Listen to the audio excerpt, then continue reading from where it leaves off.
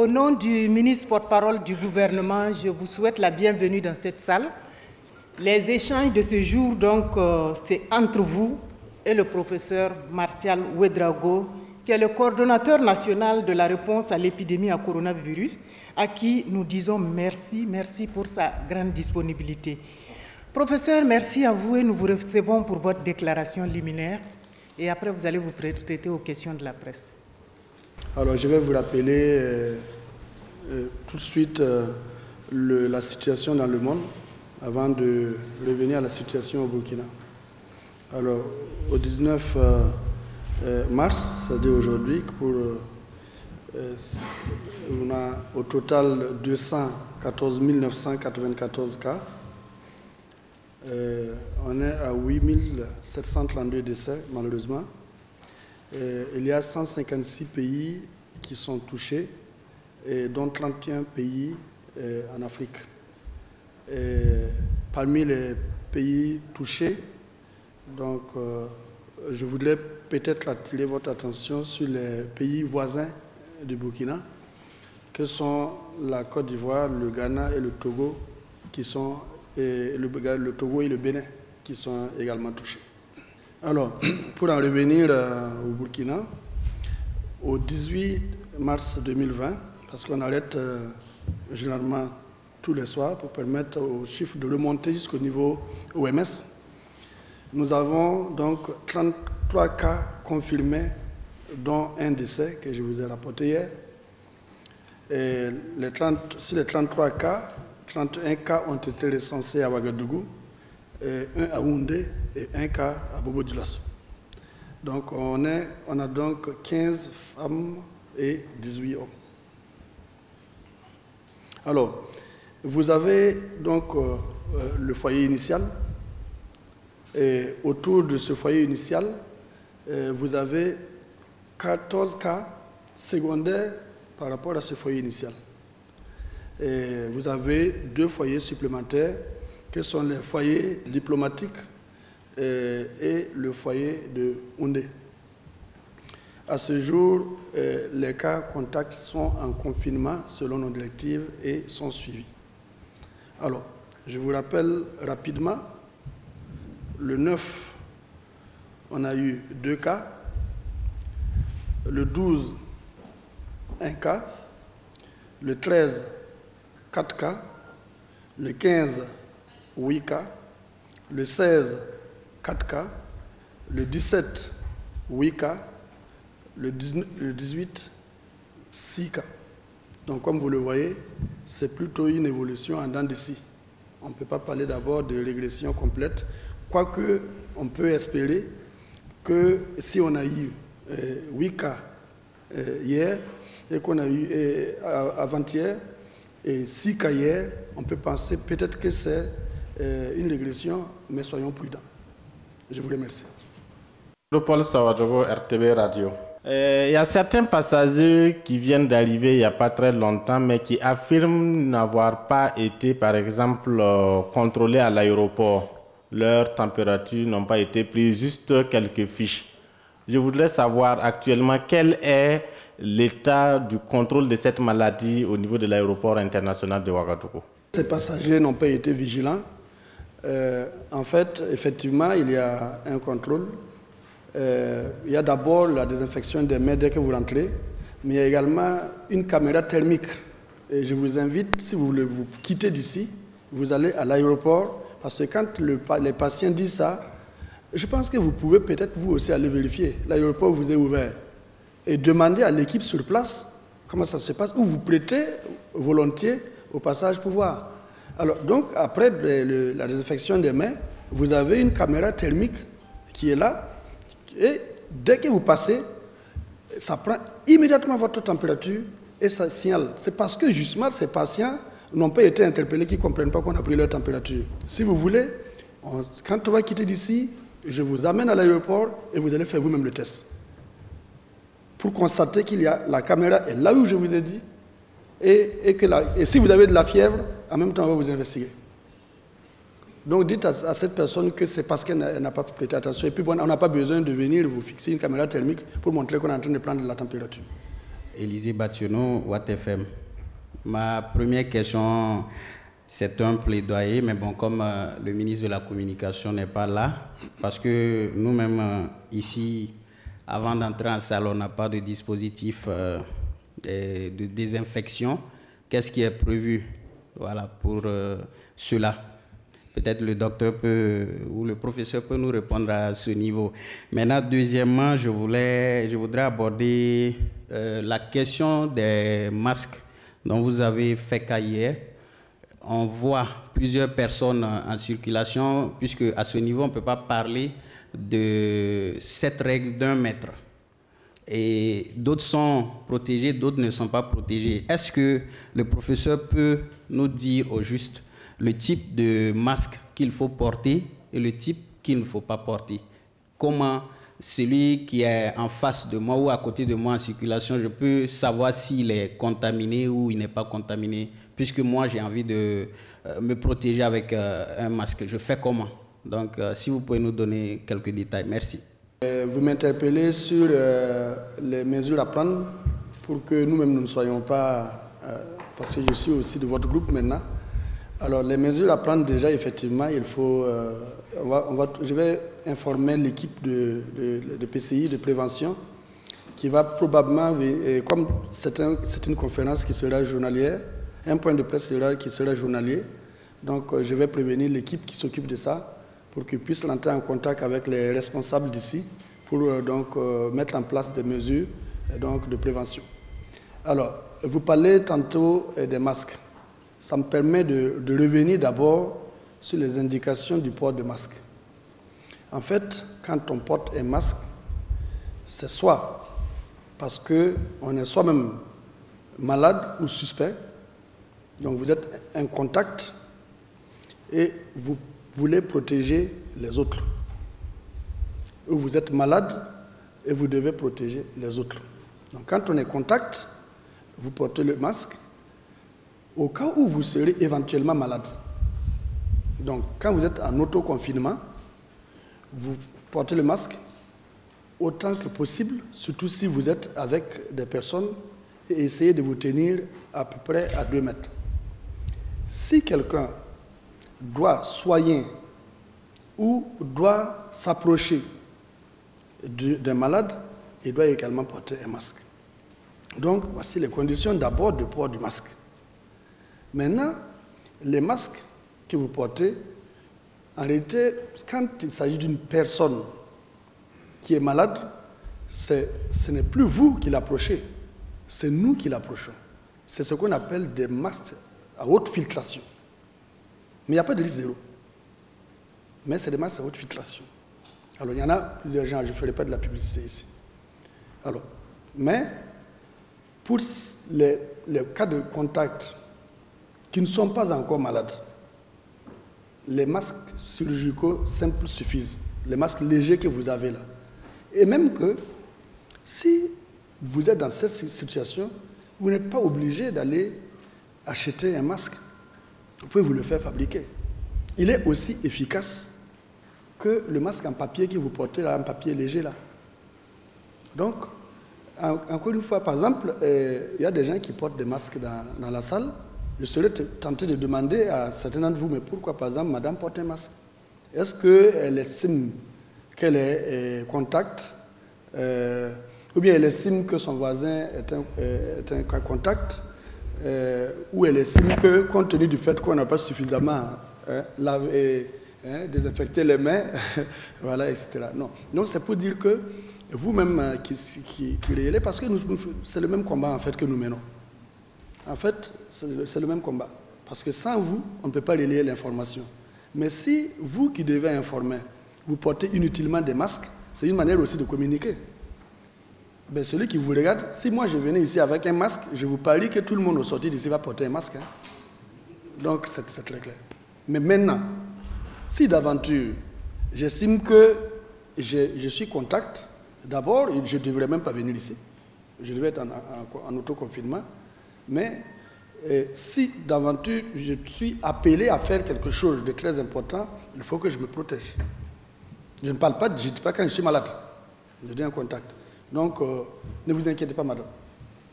vous pouvez être en toute tranquillité, même si vous enlevez votre masque. Mais maintenant, si psychologiquement ça peut vous arranger, vous pouvez le faire. Mais ne dites pas que le professeur Martial a dit de porter le masque. Moi, c'est Simon Gongo. Je suis ici pour BBC Afrique. J'ai deux petites questions. La première, la patiente qui est décédée hier, on a appris qu'elle était députée. Est-ce que, à votre niveau, vous avez fait des investigations au niveau de l'Assemblée nationale pour éventuellement dégager des conduites à tenir? Aujourd'hui, concrètement, qu'est-ce qui est prévu à l'Assemblée nationale? Et puis, hier, aussi bien en France qu'au Burkina, il n'y avait plus de Plaquenil dans les pharmacies. Parce qu'on aurait pensé que c'est un médicament qui soigne aujourd'hui.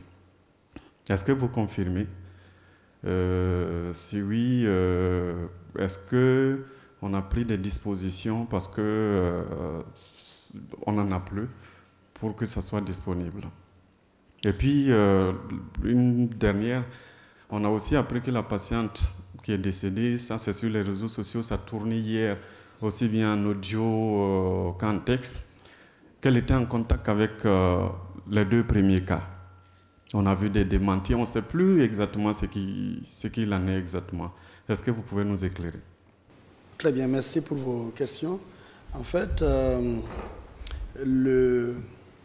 la profession d'une patiente intéresse peu souvent le médecin que nous sommes, la stratégie que nous menons. C'est beaucoup plus l'enquête que nous allons réaliser autour de ce cas-là. Que la personne soit ministre, député ou boucher ou enseignant ou médecin, en fait, ça n'a pas d'importance pour nous. L'important pour nous, lorsque nous avons un patient, avant de prélever, nous avons des informations que nous prenons sur une fiche qui nous permettent, après, que le patient décède ou pas, d'investiguer tous les contacts. Donc, ce n'est pas des mesures au niveau du Parlement. Il ne me revient pas de prendre des mesures au niveau du Parlement, mais il m'importe d'investiguer plutôt des cas qui peuvent être au niveau du Parlement, qui peuvent être à domicile, qui peuvent être ses amis, etc. Donc, alors, vous avez également dit que vous aurez appris que les deux cas primaires là avaient eu un contact avec cette dame qui malheureusement est décédée. Si tel était le cas, les investigations sont en cours et nous saurons de toute façon si elle était au courant. Mais je ne vois pas trop l'importance. L'importance pour nous épidémiologiquement, et puis sur le plan épidémiologique, c'est de savoir si on a un autre foyer ou bien c'est le foyer primaire qui continue à se propager. Mais ce n'est pas tant le problème du couple qui nous intéresse. C'est du foyer primaire là. Est-ce que si c'est le même foyer, on peut se dire, ah, tant mieux, parce que c'est le même foyer qui est là et qui continue à produire et qu'à un certain moment, on pourra circonscrire. Voilà un peu le but du jeu. Quant au médicament que vous avez parlé, qui est un équivalent de la chloroquine, évidemment, on entend passer par là effectivement qu'il y a des molécules, depuis des molécules formelles comme ces médicaments, jusqu'à des molécules tirées de la pharmacopée traditionnelle. Vous savez qu'en situation épidémique, il y a des pistes sur le plan thérapeutique. Alors, mais ce n'est pas prouvé clairement que ça peut contribuer à guérir. On nous a parlé de médecins qui l'ont administré et qui ont eu d'assez bons résultats. Mais ce n'est pas formellement recommandé. Il faut aussi que, même quand bien même si on est dans une situation épidémique et que, entre guillemets, on est un peu stressé, il ne faudra pas aussi emprunter des voies qui ne sont pas validées. Donc si c'est validé, je suis sûr que l'OMS mettra tout en œuvre pour que ces médicaments soient disponibles. Je suis Roméo Koeta de la télévision BF1. Alors le professeur vient de dire tout à l'heure qu'il n'y a pas lieu à s'alarmer et qu'il était encore prématuré de dire que la situation est stable parce que hier on a eu cas, aujourd'hui c'est moins.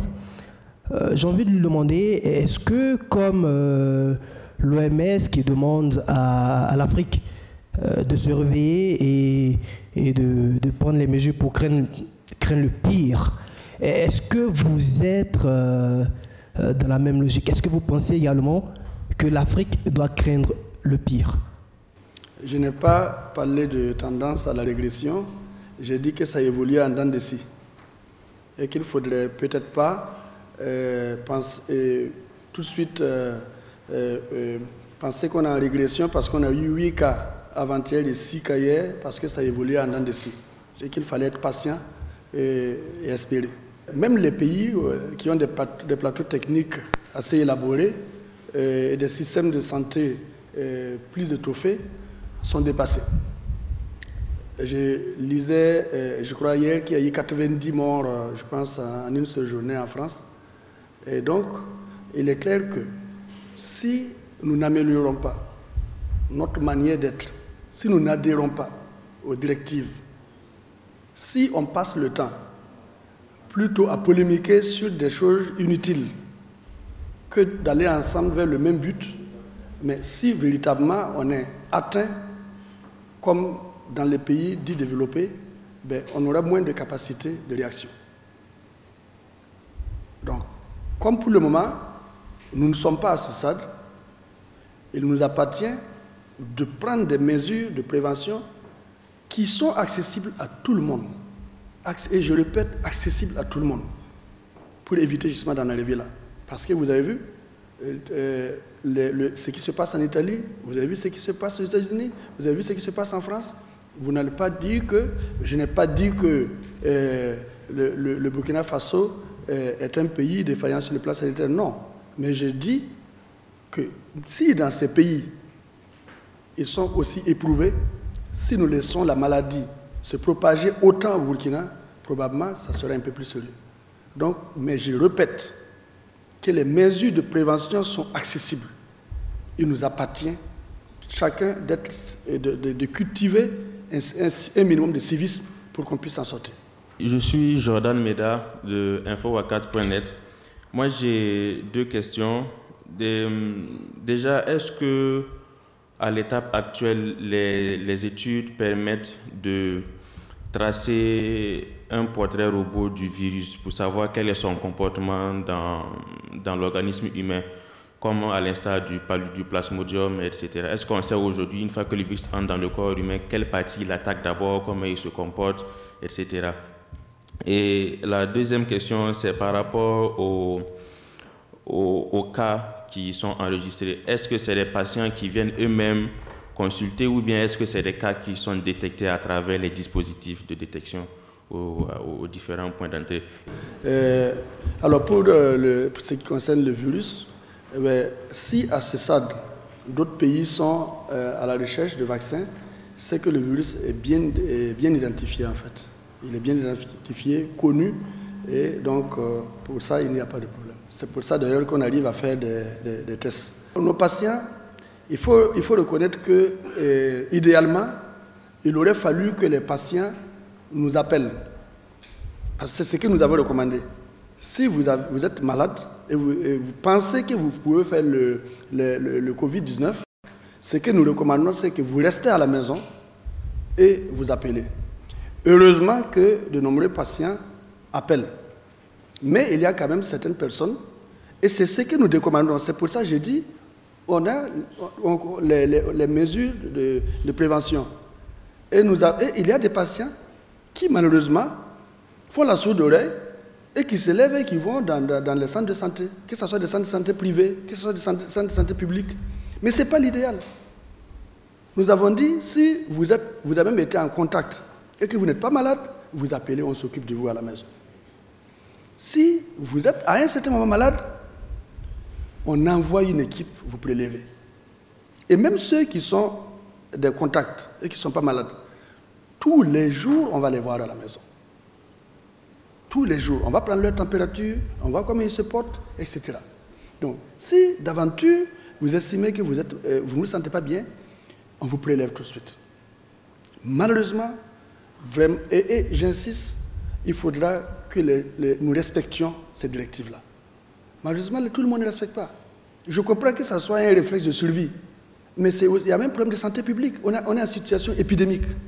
Et il est important qu'au lieu de polémiquer, que vous relayez cette information-là. Que vous puissiez relayer cette information qui est que quand on est en contact, on reste chez soi. Quand on se sent malade et qu'on pense que ça peut être le Covid, on reste chez soi et on appelle. Et c'est à nous de gérer. Sinon, effectivement, vous avez parfaitement raison d'y penser. Il y a des gens, malheureusement, qui passent par les formations sanitaires. Et c'est dommage. Je suis Crispin Londiki de lefaso.net. Vous avez dit tantôt il y a deux foyers supplémentaires. Donc, les diplomates et le foyer de Houndé. Donc, ça me permet de savoir qu'est-ce qu'on en sait actuellement du japonais qui était allé en Éthiopie. Est-ce qu'on a retrouvé ses traces ici au Burkina Faso? Il était en contact avec combien de personnes? Et parlant des 2 foyers supplémentaires, qu'est-ce qu'on en sait des premiers foyers? Où en est-on actuellement? Merci. Pour le fameux cas éthiopien ou japonais, en réalité, nous avons pensé que très probablement, le malade, quand il était en transit au Burkina, était probablement en période d'incubation. D'autant que nos investigations au Burkina n'ont pas révélé jusqu'à présent de cas. Et nous sommes donc tout le temps en lien avec les services de santé éthiopiens pour pouvoir résoudre ce problème. Mais nous pensons que très probablement, ce patient, quand il traversait le Burkina, il n'était pas infectieux. Donc il était en période d'incubation. La période d'incubation, c'est la période qui sépare le contact avec une personne malade à la maladie. C'est ça la période d'incubation. Vous voulez savoir si on a toujours des cas secondaires par rapport au nouveau foyer. Alors, jusqu'à présent, on a quelques cas qui nous viennent du foyer primaire en fait. C'est pour ça que j'ose espérer qu'on n'aura pas des éclosions à partir des autres foyers. Parce qu'il faut déjà gérer ce foyer primaire-là. En matière d'épidémiologie, il faut pouvoir circonscrire les foyers. Une fois qu'ils sont circonscrits, ils sont plus faciles à gérer. Au contraire, il est peut-être mieux qu'on sache même qu'il n'y a qu'un foyer que de chercher à savoir s'il y a... est-ce que ce foyer a fait ceci, qui a contaminé qui? L'important, c'est le foyer. Alors, par rapport aux 2 autres foyers que vous avez cités, ce sont des foyers circonscrits. Alors, le foyer de Houndé est circonscrit. Le malade se porte très bien. Ses contacts sont avec vraiment l'aide des autorités de son service. Les malades sont en confinement et les contacts, sont en confinement et eux aussi ne présentent aucun signe. Bientôt, une fois qu'ils auront fait les 14 jours et qu'on sait qu'ils ne sont pas malades. Ça, c'est un foyer qui est véritablement circonscrit. Quant à l'autre foyer également, on est aujourd'hui en train d'investiguer. Et évidemment, il y a des contacts autour de ce foyer. C'est pour ça que je vous avais parlé tantôt de multiplicité de foyers. Et quand c'est comme ça, ça devient un peu plus dangereux. Donc, il y a des contacts autour de ce foyer que nous sommes en train d'investiguer. Il y en a qui sont chez eux, on peut prendre leur température, etc., etc. Et s'il y a des alertes, on prélève. Donc, on est en investissement. Et vous savez que dans ce genre de situation, c'est une évolution en tâche d'huile. Parce que vous ne pouvez jamais dire ça va cesser demain. Il faut constater que ça a cessé pour dire que ça a cessé. C'est pour ça que je profite de vos antennes pour inviter les personnes contacts à se signaler. Il ne sert à rien de jouer à la politique d'autruche. En fait, souvent, on a peur de savoir ce qu'on a. Alors que plus tôt on prend en charge, et mieux c'est. Donc c'est l'occasion peut-être pour vous qui êtes nos relais, de dire à toutes ces personnes-là d'être responsables. Et comme je l'ai dit, en protégeant l'autre, on se protège soi-même. Parce que vous ne savez pas la personne que vous allez contaminer là, qui elle va aller contaminer après, c'est peut-être votre proche. Donc si nous voulons que ça finisse, il faut vraiment qu'on accepte de se conformer à toutes les mesures de prévention. Ça, c'est très important pour lutter contre une épidémie, surtout une épidémie qui se transmet par voie aérienne. Ok, lorsqu'une personne décède suite au coronavirus, est-ce qu'il y a des méthodes spécifiques pour inhumer le corps? En réalité, Et ça, c'est très important. Parce que nous avons une vie très communautaire. Et nous l'avons remarqué avec la première personne que nous avons perdue. En principe, la prise en charge d'un tel corps n'incombe plus à la famille. C'est-à-dire que le corps doit être d'abord lui-même désinfecté et mis dans un sac approprié. Et le sac lui-même désinfecté est mis dans un cercueil approprié. Et le cercueil lui-même désinfecté et scellé. Et vous voyez qu'il n'y a pas de place pour la famille. Et le corps doit quitter l'hôpital sans passer par la morgue et partir pour être enseveli.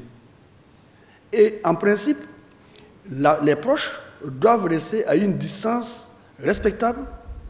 Ce qu'on a comme problème, c'est que les personnes veulent s'occuper, je comprends, et c'est humain.